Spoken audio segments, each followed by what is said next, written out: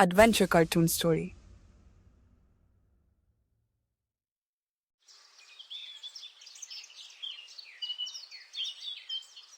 कई वर्षों पहले की बात है। पर्वतीय क्षेत्र में बसे धुंधपुर नामक गांव में एक 18 वर्षीय युवक सुरेश अकेला जीवन व्यतीत कर रहा था। सुरेश जन्म से ही अनाथ नहीं था, लेकिन उसकी मां का निधन उसकी पैदाइश के तुरंत बाद हो गया था। उसका पालन पोषण उसके पिता ने किया, पर जब वह मात्र 10 वर्ष का था, उसके पिता एक दिन अचानक कहीं चले गए और फिर कभी लौटकर नहीं आए। तब से सुरेश गांव के किनारे बनी एक जर्जर सी मिट्टी की झोपड़ी में रह रहा था। एक दिन जब वह उसी झोपड़ी में एक कोने में बैठा हुआ था, तभी बाहर से लक्ष्मी नाम की एक युवती, जिसके हाथ में मिट्टी की थाली में भोजन था, भीतर चली आई। फिर से ले आई खाना? हर बार क्यों इतना सोचती हो मेरी भूख का? कितनी बार कहा है, इतना मत सोचा कर मेरे लिए, मैं संभाल लूंगा खुद को। संभाल लोगे खुद को, पर भूख से नहीं लड़े जा सकता सुरेश। और तुम जानते हो मैं क्यों आती हूँ हर बार, क्योंकि मैं जानती हूँ तुम्हें भूख लगती है, और तुम भी जानते हो मैं ये सब तुम्हारे लिए क्यों करती हूँ। लक्ष्मी, तुम्हारा ये जो स्नेह है ना, शायद ही कोई समझ पाए। मैं जिंदगी भर इस एहसान को नहीं भूल सकता। ये एहसान नहीं सुरेश, ये मेरा दिल है जो तुम्हारे लिए धड़कता है। जब मन किसी के लिए धड़कने लगे तो हर काम फर्ज लगने लगता है। ये प्यार है, मेरी तरफ से निस्वार्थ, निःशब्द लेकिन सच्चा। इतनी बातें कहकर लक्ष्मी अपनी निगाहें धीरे से नीचे कर गई और बिना कुछ कहे चुपचाप झोपड़ी से बाहर निकल गई। कुछ समय बाद सुरेश भी बाहर आया। उस वक्त झोपड़ी के सामने गांव का काका खड़ा था। सुरेश, खाना खा लिया? जी काका, लक्ष्मी अभी अभी खाना देकर गई हैं, जैसे हर रोज लाती हैं। अच्छा किया सुरेश, अब तुम बड़े हो गए हो बेटे, वक्त आ गया है कि अपना ख्याल खुद रखना सीखो। काका, 12 साल की उम्र से लेकर आज तक आप ही तो मेरा सहारा रहे हैं, हर कदम पर मेरा ख्याल रखा है। लेकिन अब मुझे शर्म सी महसूस होती है। मैं चाहता हूँ कि अब कुछ काम करूँ, अपने पैरों पर खड़ा हो जाऊँ। तुम्हारी बात में सच्चाई है सुरेश, अब वक्त आ गया है कि तुम अपने रास्ते खुद चुनो। अच्छा सुनो, गांव के पास जो जंगल है ना, अब पहले जैसा खतरनाक नहीं रहा। अगर तुम्हारा मन हो तो वहाँ जाकर लकड़ियाँ काट सकते हो या फिर जंगल से शहद इकट्ठा कर सकते हो। मेहनत छोटी बड़ी नहीं होती बेटे, बस दिल से करनी चाहिए। हाँ काका, अब देर नहीं करनी चाहिए। अब समय आ गया है कि मैं अपने लिए और उन अपनों के लिए कुछ करूं जिन्होंने हमेशा मुझे सहारा दिया है। सुरेश धीमे धीमे कदमों से जंगल की ओर चल पड़ा। दिल में हल्की सी घबराहट थी, लेकिन इरादा मजबूत था। कुछ ही देर में वो घने पेड़ों और पक्षियों की आवाजों से घिरे जंगल के पहले किनारे पर पहुंच चुका था। वहाँ की हवा में एक अलग ही सन्नाटा था, जैसे हर पेड़ कोई कहानी कह रहा हो। हाँ, आज तो बस अच्छे अच्छे पेड़ों को देख लेता हूँ। कल सुबह कुल्हाड़ी लेकर आऊंगा, फिर इन्हें काट कर लकड़ियाँ बाजार में बेचूंगा। जो भी हो, काका ने बचपन से लेकर आज तक मेरी जो मदद की है वो मैं कभी नहीं भूल सकता। अब वक्त आ गया है कि मैं भी कुछ करके दिखाऊं, अपने पैरों पर खड़ा होकर, अपने हिस्से की जिम्मेदारियां खुद उठाकर। हाँ, अब और देर नहीं। सुरेश इतना ही कह पाया था कि तभी उसकी नजर सामने एक पेड़ के नीचे पड़ी। वहाँ एक सफेद भूरा सा खरगोश बैठा हुआ था, बिल्कुल स्थिर, जैसे किसी मूर्ति की तरह। उसकी लाल सी आंखें सुरेश को एक तक घूर रही थी। न जाने क्यों उस खरगोश को देखकर सुरेश के भीतर एक अजीब सी हलचल हुई। ऐसा लग रहा था जैसे वो कोई साधारण जानवर नहीं, बल्कि कुछ कह रहा हो या कोई संकेत दे रहा हो। इतनी देर से देख रहा है मुझे, भागता क्यों नहीं? सुरेश ने मन ही मन सोचा। ओ बाप रे, ये तो बड़ी अजीब बात है। इस खरगोश का आकार बाकी खरगोशों से कुछ ज्यादा बड़ा लग रहा है, और ये मुझे इस तरह एक टक घूर क्यों रहा है? सुरेश ने इतना ही कहा था कि तभी वो अजीब सा खरगोश अचानक उसके बिल्कुल पास आ गया और फिर इंसानी आवाज में बोला, मैं तुम्हें पहचानता हूँ, तुम हरि प्रसाद के पुत्र हो ना? तुम तो एक खरगोश हो, फिर भी तुम इंसान की आवाज में बात कैसे कर सकते हो? जो पूछ रहा हूँ उसका जवाब दो। क्या तुम हरि प्रसाद के ही पुत्र हो? हाँ, मैं हरि प्रसाद का पुत्र हूँ। तुम्हारे पिता कुछ साल पहले अचानक गायब हो गए थे और आज तक उनका कोई सुराग नहीं मिला। पर मैं तुम्हें एक राज बताना चाहता हूँ। वे कोई आम इंसान नहीं थे, उनकी छाया आज भी इस दुनिया में छाई हुई है। अरे तुम कौन हो? मैं ऐसे कैसे मान लूं कि तुम्हारी बातें सच हैं? इतना बड़ा राज और तुम मेरे सामने यूं ही क्यों लाए? कभी सोचा है तुमने, पिछले 8 साल से तुम बिना पिता के अकेले जी रहे हो, लेकिन इस गांव में किसी की हिम्मत नहीं कि वे तुम्हारे पिता के नाम तक लें, और मदद तुम्हें सिवाय काका के कोई भी साथ नहीं देता। शायद कोई राज छुपा है जिसे सब समझना चाहते हैं पर बोलना डरते हैं। तुम तो मेरे बारे में सब कुछ जानते हो, लेकिन बताओ असल में तुम कौन हो? मैं तुम्हें अभी नहीं बता सकता। पहले तुम्हें मेरी उस काली जंजीर से मुक्त करना होगा जो मुझे उस श्राप में बांधे हुए है, वरना सच्चाई तुम्हारे लिए भी भारी पड़ सकती है। सुरेश को न जाने क्यों उस खरगोश से डर सा होने लगा। वह धीरे धीरे अपने गांव की ओर चल दिया। अरे बाप रे, ये जंगल तो वाकई कोई साधारण जगह नहीं है। वहाँ के पक्षी इंसानों की तरह बोलते हैं, ऐसा तो मैंने सिर्फ कहानियों में सुना था ना। अब मैं उस जंगल के पास भी नहीं जाऊंगा। कौन जाने अगली बार कोई पेड़ ही बात करने लगे।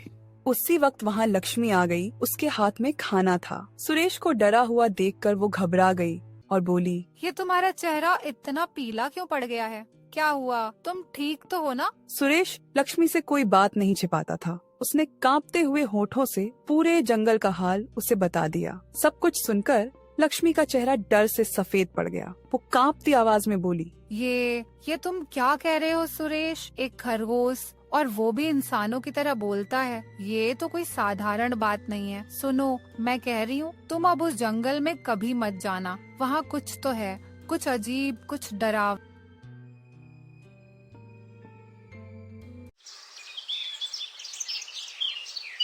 अगली सुबह जब सुरेश सोकर उठा तो उसके मन का डर जैसे कहीं खो चुका था। वो गहरी सांस लेकर खुद से बोला, मैं उस खरगोश को बातें करते हुए देखकर शायद कुछ ज्यादा ही डर गया था, पर अगर ठीक से सोचूं तो उसकी बातों में कुछ सच्चाई जरूर थी। वो मेरे पिता के बारे में जानता था। ये बात अब साफ है, उसने सही कहा था। गांव में कोई भी मेरे पिता की बात नहीं करता। जब जब मैंने काका से पूछा, उन्होंने बात को टाल दिया। बस यही कहा, माँ मुझे जन्म देकर चल बसी, और पिता वो तो 8 साल पहले जंगल गए थे, फिर कभी लौटे ही नहीं। अब वक्त है सच्चाई को जानने का। डर के पीछे भागने से कुछ नहीं मिलेगा सुरेश। अगर जवाब चाहिए तो फिर से उसी जंगल में जाना ही होगा। जो भी सच है मुझे जानना ही होगा। सुरेश गहरी सोच में डूबा हुआ था। मन में चल रही उलझनों के बीच उसने एक फैसला किया। वो फिर से जंगल की ओर बढ़ चला। कुछ देर बाद वो उसी जगह आ पहुंचा जहां पिछली बार वो रहस्यमय खरगोश मिला था। तभी झाड़ियों की ओर से सरसराहट हुई और खरगोश गंभीर चेहरे के साथ सामने आ गया। मुझे पता था तुम जरूर आओगे, क्योंकि तुम भी अपने पिता हरि प्रसाद की तरह ही बहादुर हो, डर को पीछे छोड़कर सच का सामना करने वाला। अब देखो, तुम मुझे साफ साफ बताओ, तुम मेरे पिता के बारे में क्या जानते हो? कहाँ हैं वो? क्या वो अब भी जिंदा हैं?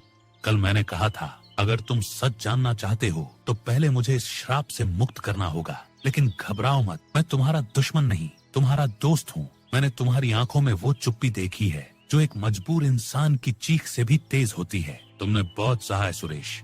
अब वक्त है सवालों के जवाब पाने का, और यकीन मानो तुम्हारी कहानी अब बदलने वाली है। जब भी काका की बेटी लक्ष्मी मेरे लिए खाना लेकर आती है ना, तो दिल में एक चुभन सी उठती है। शर्म आती है खुद पर। वो मुझसे प्रेम करती है, ये बात मैं जानता हूँ, और सच कहूँ तो मेरे दिल में भी वही भावना है उसके लिए। लेकिन क्या करूँ, जब खुद की जमीन नहीं तो किसी की बेटी के लिए कैसे उम्मीद करूँ? अभी तक तो अपने पैरों पर भी ठीक से खड़ा नहीं हो पाया हूँ। ऐसे में काका से उनकी बेटी का हाथ मांगना मुझे खुद से गद्दारी लगेगी। मैं इस जंगल के सारे राजों को जानता हूँ, ऐसे राज जो किसी ने तुमसे कभी नहीं बताए। अगर तुम सच में अपने पिता के बारे में जानना चाहते हो तो मेरे साथ चलो। अब डरने का वक्त नहीं रहा।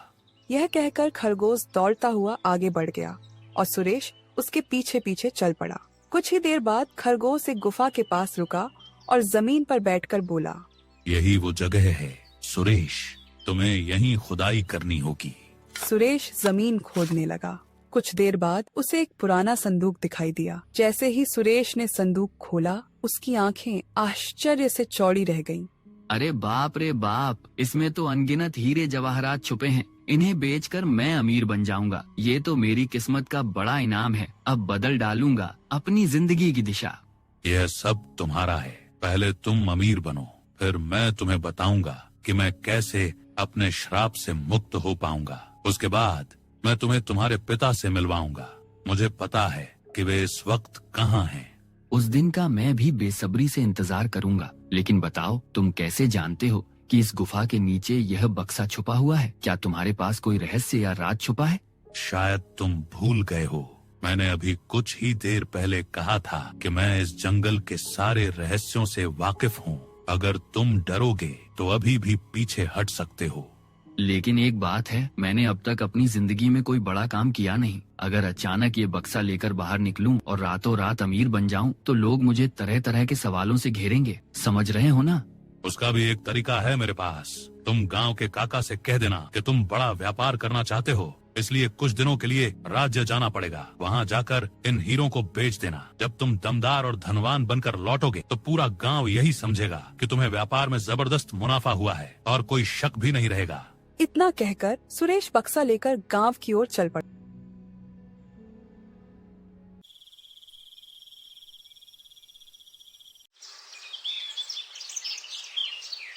अगले दिन उसने हिम्मत जुटाई और काका के सामने खड़ा होकर कहा, काका, मुझे आपसे कुछ जरूरी बात करनी है। मैं व्यापार करने के लिए कुछ दिन राज्य जाना चाहता हूँ, ताकि वहाँ कुछ काम करके गांव के लिए कुछ बड़ा कर सकूँ। सुरेश बेटा, तुम तो कभी गांव की सीमा तक नहीं गए और अब सीधे व्यापार की बात कर रहे हो। व्यापार के लिए सिर्फ इरादा नहीं, पूंजी और तजुर्बा भी चाहिए। बिना तैयारी के ये रास्ता आसान नहीं होता। तुम्हें क्या वाकई लगता है कि तुम ये सब संभाल पाओगे?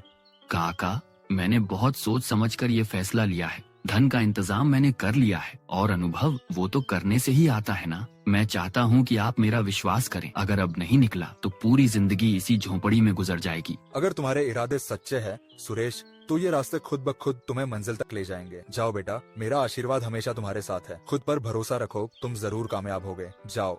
सुरेश धीरे धीरे गांव से बाहर निकल रहा है। तभी सामने से लक्ष्मी आती है।